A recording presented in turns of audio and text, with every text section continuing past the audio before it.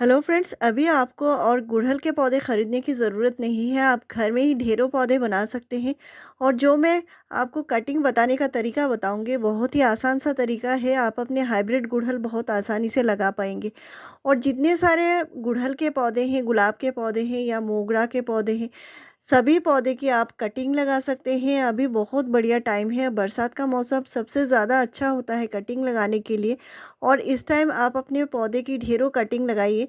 आपके पौधे बहुत ही ज़्यादा बड़े हो चुके हैं, घने बन चुके हैं, झाड़ीनुमा बन चुके हैं, तो इन सारे पौधे की कटिंग लगाइए। और आपके पौधे तो सबसे पहले ज़रूरी होता है किसी भी प्लांट की कटिंग लेना, और वो जो कटिंग लेंगे आप, वो प्लांट हेल्दी होना ज़रूरी है। आप देख सकते हैं ढेरों पौधे की कटिंग मैंने लगाई है और इनमें फ्लावरिंग भी हो रही है। इसकी मैंने रिपोर्टिंग भी कर लिया है। इनमें से कुछ ये हाइब्रिड प्लांट्स होते हैं, ये भी हाइब्रिड है। और ये कुछ देसी प्लांट की भी कटिंग मैंने लगाई है। तो कटिंग लगाने का आसान तरीका मैंने अपने चैनल पर कई बार शेयर किया है, और कटिंग पे कैसे फ्लावरिंग आती है वो भी मैंने शेयर किया है। तो ये जो कटिंग से लगा हुआ पौधा है, आप देख सकते हैं बहुत ही ज़्यादा बड़ा हो चुका है और घना बन रहा है। तो घना बनने के लिए पौधे की ट्रिमिंग, कटाई छटाई करना बहुत ज़रूरी है। आप अपने जितने सारे बड़े साइज़ के पौधे हैं, पुराने पौधे हैं, उन सभी के की कटिंग लगाइए। और इनके जो स्टेम्स बहुत ज़्यादा लंबे हो रहे हैं, लेगी हो रहे हैं, उनको कट कर दीजिए। कटिंग करने से पौधा कोई ख़राब नहीं होता, लेकिन बरसात में आप कटिंग करेंगे, इसके बाद आपको फंजीसाइड ज़रूर से लगानी है। जहाँ पर आपने कट लगाई है, उसी जगह पे आपको फंजीसाइड का घोल लगानी है। और ये जो आप देख रहे हैं छोटा सा पौधा है, इसमें भी फ्लावरिंग हो रहा है। तो मैंने अलग से इनकी देखभाल भी बताई है, छोटे से पौधे की कैसे केयर करनी है। कटिंग से लगाने के बाद भी पौधे की केयर करनी पड़ती है। और कटिंग लगाने के लिए आपको सबसे पहले ज़रूरी होता है हेल्दी पौधा, और हेल्दी पौधे की कटिंग लीजिए। कम से कम आप 5 से 6 इंच का कटिंग लीजिए। और उसको जो है सेमी हार्डवुड लेनी है, यानी बहुत ज़्यादा ग्रीन भी नहीं लेना है और बहुत ज़्यादा जैसे हार्ड भी नहीं लेना है। नेक्स्ट होता है, आप अगर कटिंग लगाते हैं तो कटिंग को कम से कम 2 महीने तक बिल्कुल भी हिलाना नहीं है। यानी इसको निकाल कर नहीं देखना है कटिंग लगा है कि नहीं। किसी की वजह से पौधे की जो कटिंग होता है वो बहुत जल्दी ख़राब हो जाती है। दूसरी होता है, कटिंग को कभी सूखने नहीं देना है। यानी जब भी आप कटिंग लगाते हैं, उसमें पानी की बहुत ज़्यादा पानी भी नहीं देना है और बहुत कम भी पानी नहीं देना है। यानी बरसात में आपने इस कटिंग को रख दिया है, ऐसा नहीं करना है। आप अगर कटिंग लगाते हैं तो एक दिन अगर बरसात लग भी जाती है, लेकिन दूसरे दिन आपको इसको बरसात का पानी लगने नहीं देना है। इसको ऐसी जगह पर रखना है जहाँ पे शेड आए, लेकिन उसमें ब्राइट लाइट आए। इसमें सनलाइट नहीं पड़नी है, यानी कटिंग जहाँ पे लगाते हैं उस कटिंग के ऊपर सनलाइट नहीं चाहिए। आपको ब्राइट लाइट एरिया पे रखनी है, जहाँ पे अच्छी हवा आए और अच्छी रोशनी हो। अंधेरी जगह पर नहीं रखनी है। दूसरा है, पानी देते टाइम बहुत ज़्यादा सावधानी रखनी है। बहुत जल्दी से बाजी में पानी देंगे और कटिंग अगर हिल जाती है पानी देते टाइम, तो वो कटिंग भी ख़राब हो जाती है, सूख जाती है। तो इसके लिए पानी जब भी डालें, धीरे-धीरे ही डालें। और सबसे अच्छा होता है अगर कटिंग को आप किसी भी ट्रे में रखते हैं और उस ट्रे में आप पानी डालते हैं।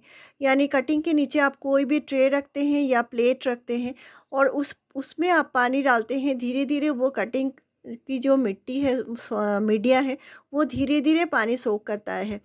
तो कटिंग लगाने का तरीका मैंने कई सारे बताई है, और आप पानी में भी ग्रो करके देख सकते हैं। पानी में भी कटिंग लग जाती है, बहुत जल्दी रूटिंग हो जाती नेक्स्ट है, रूटिंग अगर हो भी जाती है तो भी आपको हिलाना नहीं है। कम से कम 2 महीने तक उस कटिंग को आपको बिल्कुल भी छेड़ना नहीं है, मिट्टी से निकालना नहीं है। मिट्टी से निकालने का तरीका आप देख सकते हैं, बिल्कुल पॉट के साइड में थोड़ा-थोड़ा प्रेस करना है, और वो जो मिट्टी समेत जो रूट है वो बहुत आसानी से निकल आएँगे। लेकिन सबसे पहले इसमें पानी डाल के रखना है, यानी मिट्टी गीली रहे और धीरे-धीरे निकल के आ जाए। ये जो कटिंग मैंने लगाई थी, ये मैंने अप्रैल महीने के में लगाई थी, और ये बिल्कुल बन चुकी है। इसको मैं रिपोर्टिंग भी कर दूँगी। और अभी मैं कटिंग के लिए जो तैयार करनी है, वो कटिंग तैयार करने के लिए मैंने यहाँ पे लिया है एलोवेरा। और ये जो एलोवेरा होता है ये रूटिंग हार्मोन का काम करता है। मैं अभी रूटिंग हार्मोन बनाकर दिखाऊँगी। एलोवेरा के पत्ती में बहुत अच्छी मात्रा में रूटिंग हार्मोन होता है और भी कई सारे न्यूट्रिशन होते हैं और ये जो कटिंग होती है इनमें फंगस लगने नहीं देता। साथ ही साथ ये जो जड़ें हैं बहुत जल्दी से निकल कर आती हैं, इसलिए मैं एलोवेरा के जो रूटिंग हार्मोन है वो बनाकर इस्तेमाल करती हूँ। तो आपके पास 1 या 2 एलोवेरा के पत्ते हैं वो ले सकते हैं और इनके आप छोटे-छोटे टुकड़े करके रख सकते हैं, नहीं तो आप इनको पीस कर भी ले सकते हैं। तो बहुत ज़्यादा नहीं चाहिए आपके रूटिंग हार्मोन बनाने के लिए कम से कम 2 एलोवेरा के पत्ते काफ़ी हैं। नेक्स्ट मैंने लिया है लहसुन। और लहसुन जो होती है बहुत ही कमाल की चीज़ है और इसे प्लांट में यानी जो कटिंग होती है इनमें जड़ें बहुत जल्दी से आती है, इनमें फंगस लगने नहीं देता, कीड़े लगने नहीं देता, ख़राब बिल्कुल भी नहीं होता। अगर आप इस तरीके से अगर रूटिंग हार्मोन बनाते हैं तो कभी भी आपके कटिंग ख़राब नहीं होंगे। यहाँ पे मैंने 10 लहसुन की कलियाँ लिया है और इनको दरदरा कूट लिया है। बहुत अच्छे से कूटने की भी ज़रूरत नहीं है, इनमें थोड़ा थोड़ा जो छिलका है वो बचा हुआ है। तो मैंने यहाँ पे 1 कप लिया है एलोवेरा की पत्ती और साथ में मैंने लहसुन की 10 कलियाँ लिया है और इनको थोड़ा-थोड़ा कूट लिया है। इसी से हम रूटिंग हार्मोन बनाएँगे, साथ में और एक चीज़ हम बाद में मिलाएँगे वो भी आपसे शेयर करूँगी। तो इस तरह मैंने एक जार लिया है और जार में डाल रही हूँ हाफ़ लीटर पानी और इसमें 1 कप जो एलोवेरा है, एलोवेरा की पत्ती देनी है। एलोवेरा की पत्ती में बहुत सारा न्यूट्रिशन होता है और ये गुणों का ख़ज़ाना होता है। तो एलोवेरा के पत्ती से आप कई बार फर्टिलाइज़र में आपसे शेयर भी किया है, एलोवेरा के पत्ती से जो खाद बनती है, वो बहुत ही बढ़िया खाद होती है। और साथ में मैंने लहसुन मिलाई है और इसको ढक कर रखना है, कम से कम 2 घंटे के लिए ढक कर रखना है। ताकि इसके जो न्यूट्रिशन है वो पानी में बहुत जल्दी से आ जाए। साथ में मैंने कुछ कटिंग लिया है और यहाँ पे कुछ कटिंग है। ये जो कटिंग है ये सेमी हार्डवुड कटिंग है, यानी बहुत ज़्यादा डार्क मोटे कटिंग नहीं है। आपके पास अगर मोटे कटिंग है तो भी आप ले सकते हैं, पेंसिल के साइज़ की कटिंग होनी चाहिए। और इनकी जो नोड एरिया है उसका ध्यान रखिए। नोड एरिया कम से कम 3 से 4 नोड एरिया मिट्टी के नीचे जाना चाहिए। तो नोड जो होता है वो होता है गाँठें, जहाँ से पत्ती निकलती है वहीं से रूट निकलते हैं। तो वो जो गाँठें होती है वो कम से कम 2 से 3 गाँठें मिट्टी के अंदर जानी चाहिए। और ये जो कटिंग है इनको मैंने अच्छे से क्लीन कर लिया है। इसके जो आगे का जो भाग होता है जहाँ से नया ग्रोथ आ रहा है उसको भी मैंने कट कर दिया है। तो कटिंग आप कोई भी प्लांट की कटिंग ले सकते हैं। मैंने यहाँ पे गुड़हल की कटिंग दिखा रही हूँ और गुड़हल की कटिंग लगाना बहुत ही आसान है। आप आपके पास अगर हाइब्रिड गुड़हल है उनकी भी कटिंग लगा सकते हैं और अगर देसी गुड़हल है तो भी उनका भी कटिंग लगा सकते हैं। और इनमें मैंने तिरछा कट लगाई है ताकि जो जड़ें हैं उनको ज़्यादा से ज़्यादा ग्रोथ करने के लिए जगह मिले। और इस तरह के कट लगाइए। आपको अलग से फंजीसाइड लगाने की ज़रूरत नहीं है, जो हम रूटिंग हार्मोन देंगे वही काफ़ी है। तो सभी कटिंग जो है उसको आपको ध्यान रखना है, जो नीचे की पोर्शन नीचे हो और ऊपर का जो भाग हो वो ऊपर साइड होना ज़रूरी है। तो इस तरह के कटिंग मैंने जो तैयार कर लिया है और इसको डीप करके रखना है।